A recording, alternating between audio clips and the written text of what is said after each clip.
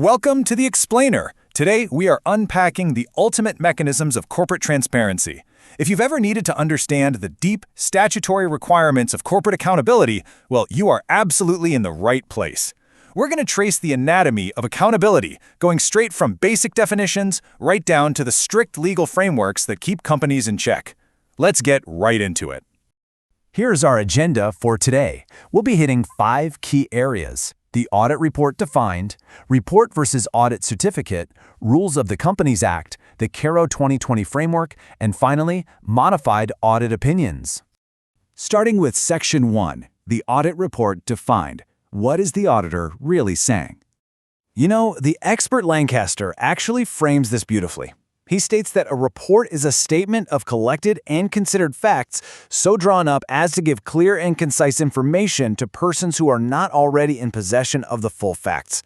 Ultimately, preparing this report is quite literally the essential final step in any audit assignment.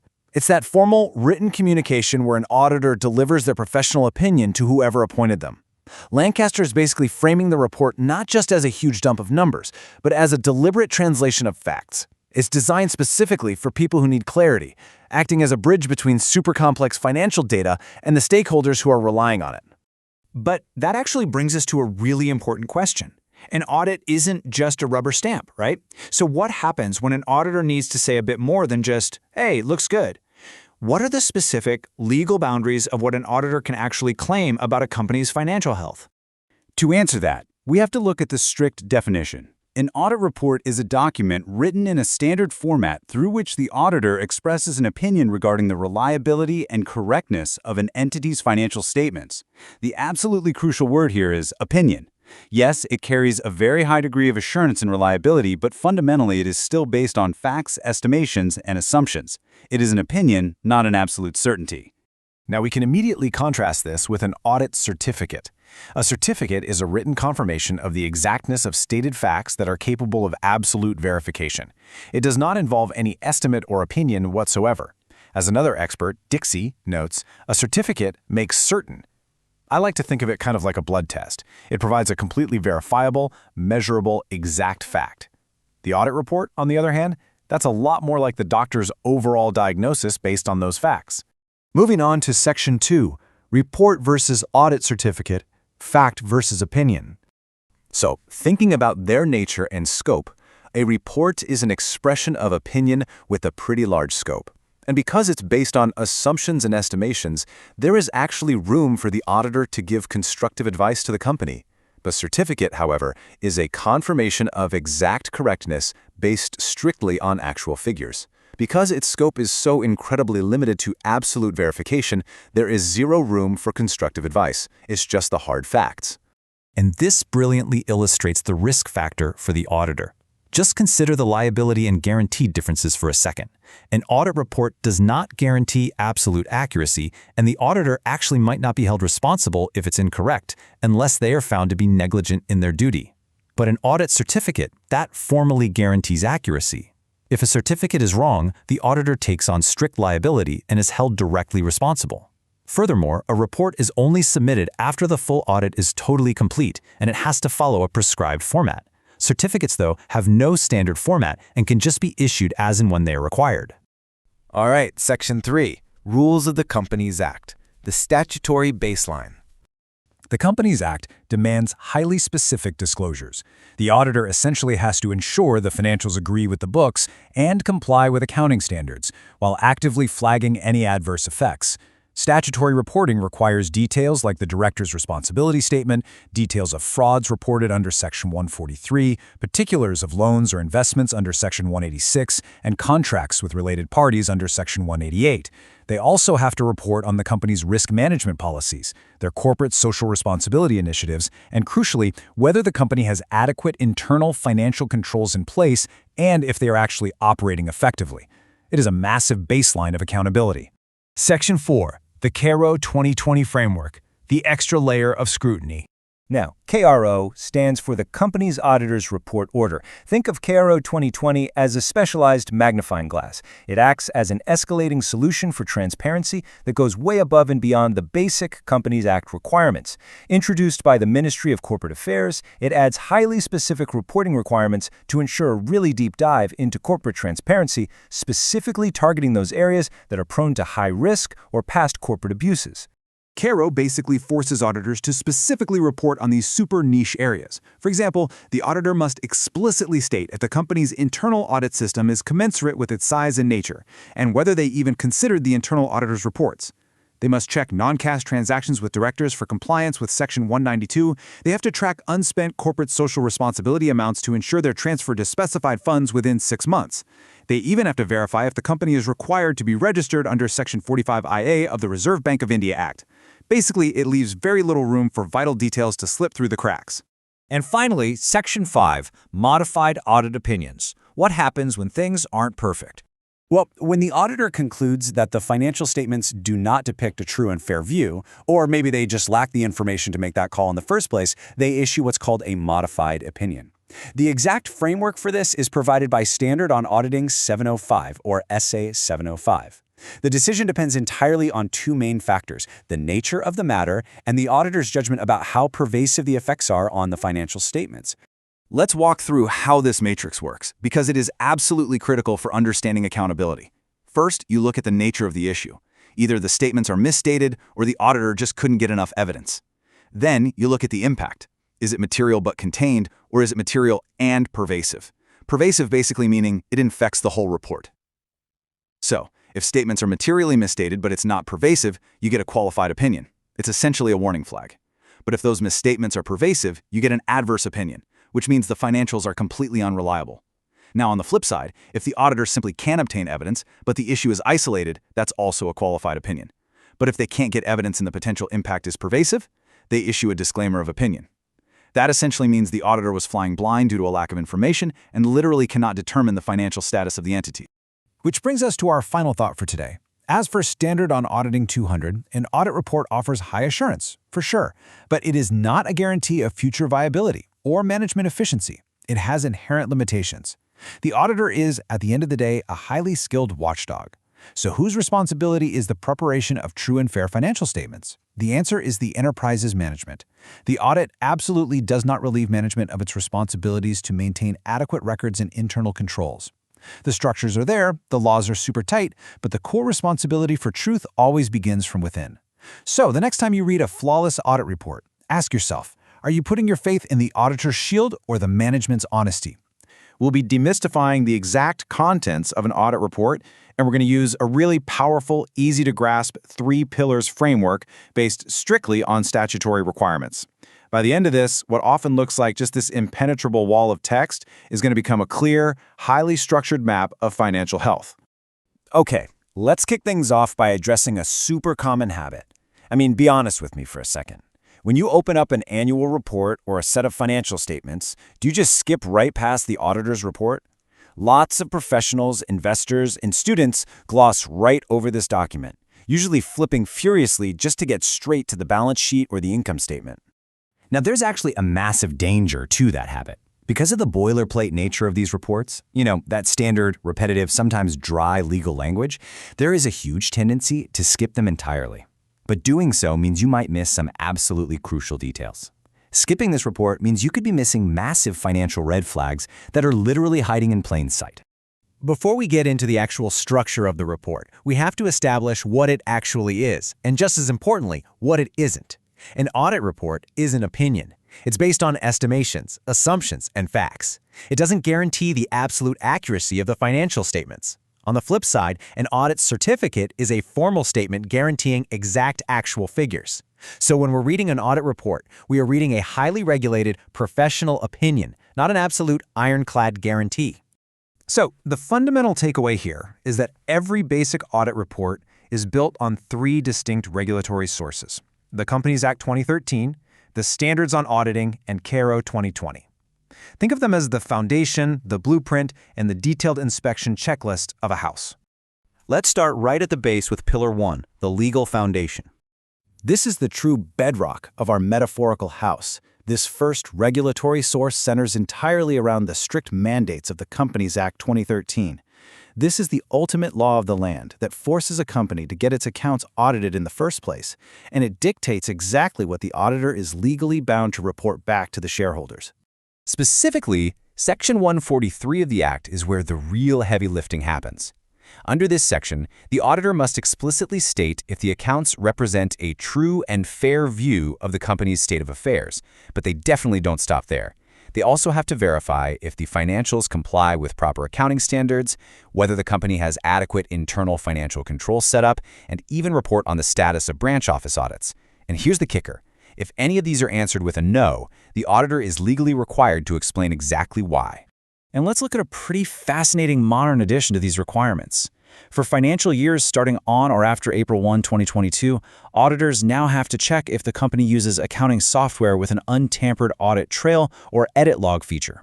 Basically, they're mandated to verify that the software tracks every single change made to the books and that this anti-fraud feature has been running perfectly all year without being messed with. It's honestly a massive leap forward for digital accountability. Moving right along, let's look at Pillar 2, the blueprint and architecture. We've got the law, but how is all of this actually structured on the page? Well, the physical skeleton is governed by the standards on auditing.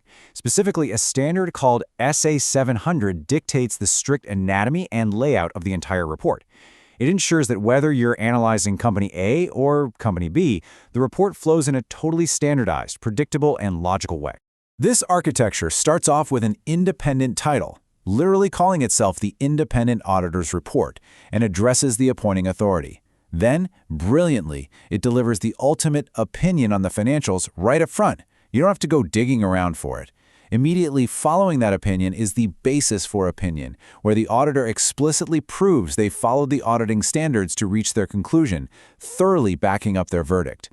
From there, the report moves into a very clear division of labor. It outlines exactly what management is responsible for, like preparing the statements and maintaining controls, versus what the auditor is responsible for.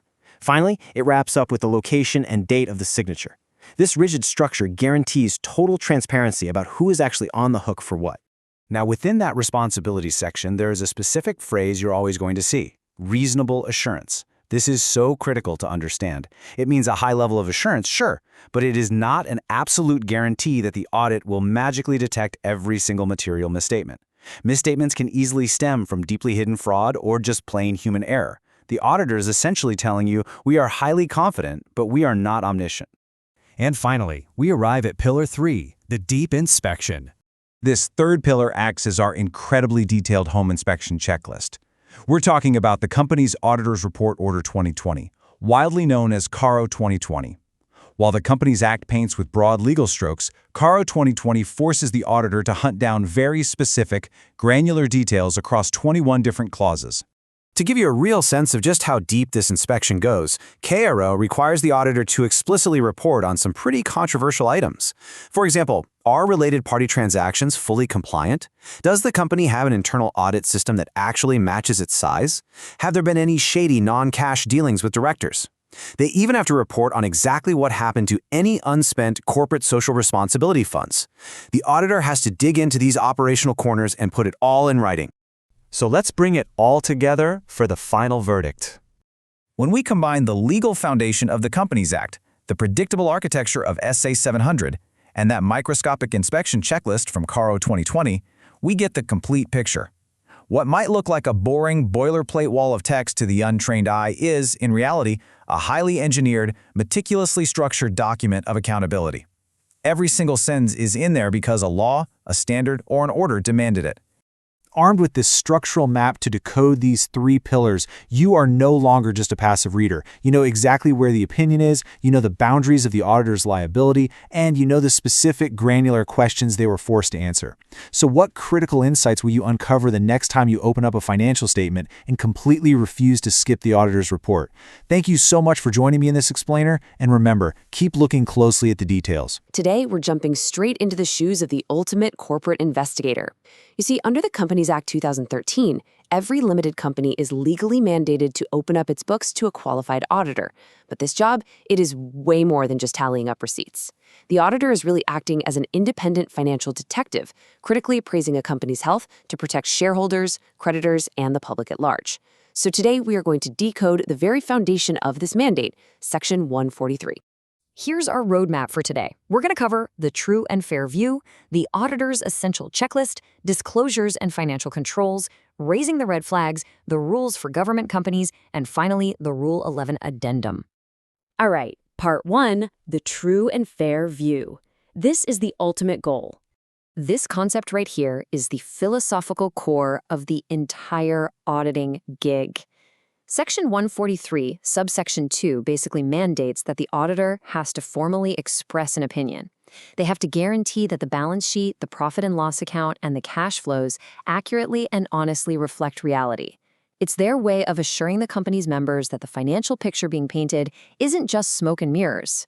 Because, think about it, the auditor isn't just sitting in a back room crunching numbers in a vacuum. Preparing an audit report means drafting a legally binding appraisal of where the business actually stands. They have this massive responsibility to ensure the financial statements comply strictly with the law. It's a really meticulous blend of accounting precision and legal compliance. Moving on to Part 2, the auditor's essential checklist.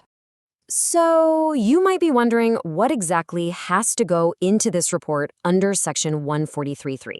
Well, the law doesn't leave it up to the auditor's imagination. It hands them a massive, non-negotiable legal checklist that they have to methodically work through and explicitly address. First up, they verify the foundational bookkeeping.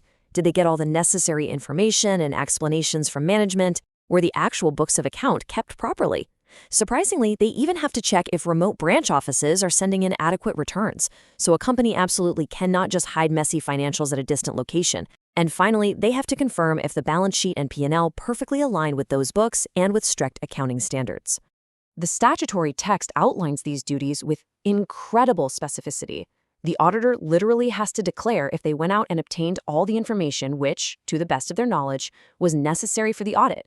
And if management stonewalled them, they have to explicitly detail the details of that missing information and exactly how it affects the financial statements. There is absolutely no room for ambiguity here. Which brings us to Part 3, disclosures and financial controls. We're stepping beyond just the math now. This is the governance side of the checklist where the auditor acts as a corporate watchdog. They're required to flag any adverse financial transactions, verify if any director is legally disqualified from even being a director under Section 164.2, and state any reservations about how the accounts are maintained. They are fundamentally evaluating the company's internal systems. And here is the real kicker, this specific phrase, operating effectiveness of such controls. What this complex wording simply means is that the auditor can't just check a box because the company has a security policy written in a manual somewhere.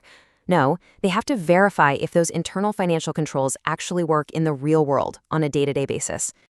Okay, Part 4, raising the red flags. What happens when the financial detective finds something wrong? Well, a clean report means the auditor answered yes to that whole legal checklist. But if they answer no to anything or provide a qualification, Section 143.4 kicks in. It legally forces them to state exactly why. They can't just vaguely say the company failed to check. They have to provide the exact reasoning. So a qualified audit report doesn't necessarily mean the whole company is a scam.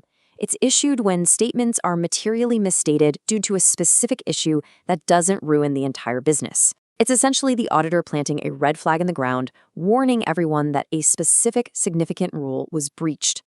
But, and this is a big but, what if it's way worse than a simple accounting error?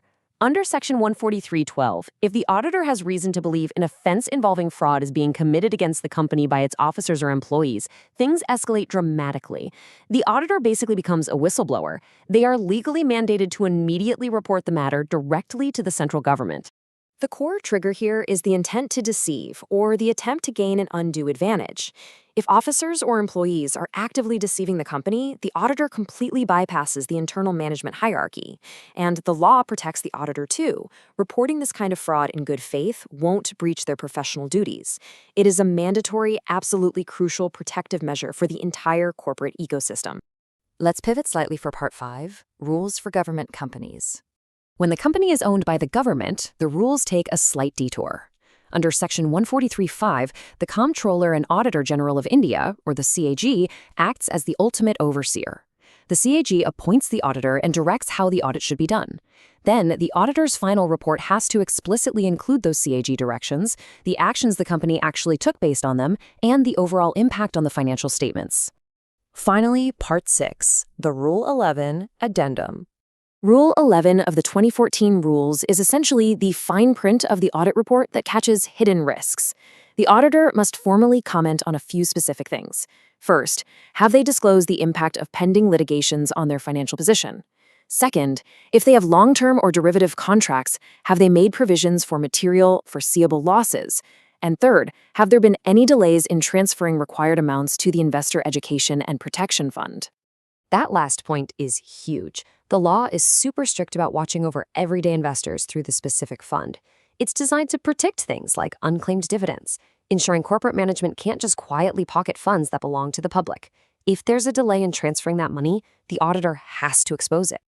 Which brings us to a really compelling final thought. The Companies Act of 2013 places a monumental burden on the statutory auditor. There are frontline defense against corporate mismanagement, hunting down everything from messy ledger entries to high-level intentional fraud. But if the auditor meticulously finds all these answers, files the report, and raises all the red flags, who watches the watchman to make sure corporate health is actually protected after the fact? It's a massive question at the heart of corporate governance, and understanding Section 133 is your very first step in answering it. Honestly, pretty rigorous compliance rules that guarantee corporate transparency. We're zeroing in on the strict requirements laid out by the Companies Act 2013 and the standards on auditing, specifically SA 700. So, if you've ever wondered what legally forces a company to actually be honest about its finances, you are absolutely in the right place. It's a fair question, right? How do you really know a company is telling the truth? When you're staring down a glossy annual report, how do you know the numbers aren't just, well, completely fabricated? The answer lies entirely in the auditor's crucial role. They act as these financial detectives, and they're tasked by law with looking for hidden money, tracking digital footprints, and rigorously testing management's claims. Okay, let's dive into this. We're looking at 4 key areas today. 1, the secret money trail. 2, paying dividends by the book. 3, the unbreakable digital lock. And 4, anatomy of an audit report. Section 1, the secret money trail, tracking intermediaries and beneficiaries. To translate the dense legal jargon of the Act, let's look at this comparison. The law basically targets 2 very specific types of financial funnels. First up, we have funds sent out. This is where management actually has to formally represent that the company hasn't advanced or loaned funds to an intermediary with the secret understanding that this intermediary will then pass the money on to an ultimate beneficiary chosen by the company. They also can't provide a guarantee on behalf of that ultimate beneficiary. Second, we have funds received in. It's the exact reverse. The company must declare it hasn't received funds from a funding party with the understanding that they will funnel that money to an ultimate beneficiary on the funding party's behalf. It's all about stopping backdoor transactions. Now, here's the catch for the auditor.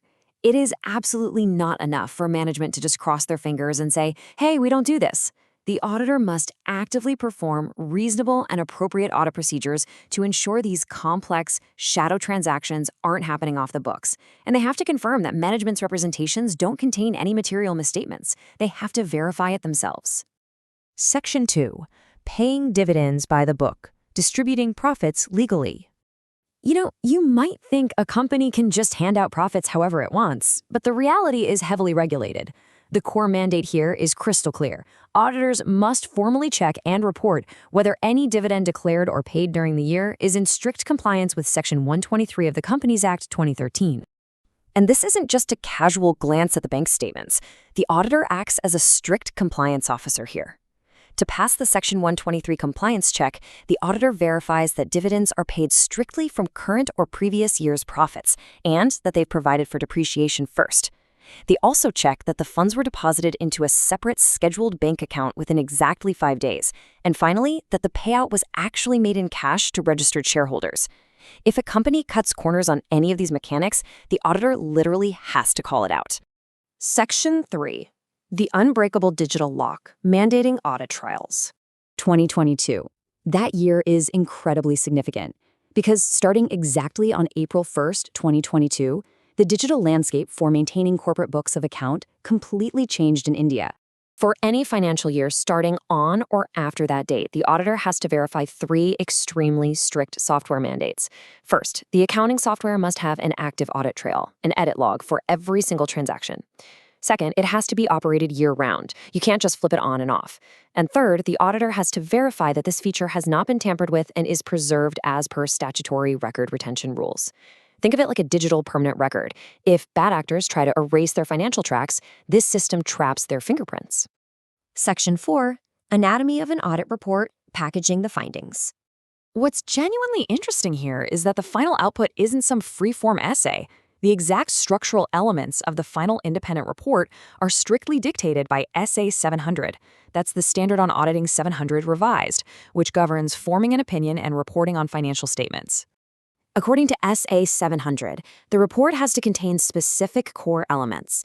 It starts with a clear title, usually Independent Auditor's Report, just to differentiate it from internal documents. Next is the addressee. It must be formally addressed to the appointing authority, which for a public company is the shareholders. Then comes the crucial auditor's opinion, stating the verdict on the financial statements. Following that is the basis for opinion, and later on, a report on the going concern assumption. Let's look a little closer at those last 2. The basis for opinion is, honestly, the most vital section for establishing trust. This is where the auditor justifies their final verdict. It must explicitly state that the audit was conducted following applicable standards on auditing. It also includes a statement that the auditor is independent of the entity, has fulfilled their ethical responsibilities, and, most importantly, believes they've obtained sufficient and appropriate audit evidence to actually form their opinion. They are literally putting their professional reputation on the line right here. And then we hit the going concern assumption, which is reported in accordance with SA 570 revised. This is a massive concept. Essentially, management has to assess if the company can keep operating into the foreseeable future, and the auditor must evaluate this assessment. If the auditor signs off on this, it gives the reader assurance that, based on the evidence, the business isn't sitting on the brink of an immediate, catastrophic collapse. So this brings us right back to where we started. When you look at an audit report, is it really telling the whole story? Because of the frameworks we've just explored, from hunting down secret intermediary funnels, to enforcing Section 123 dividend compliance, to locking down untampered digital edit logs under SA 700, you can see the incredible gauntlet of trust tests a company actually has to survive. The next time you see a clean audit report, you have to ask yourself, are you just reading the numbers, or are you finally seeing the unbreakable transparency behind them? Thanks for joining me on this deep dive, and keep learning.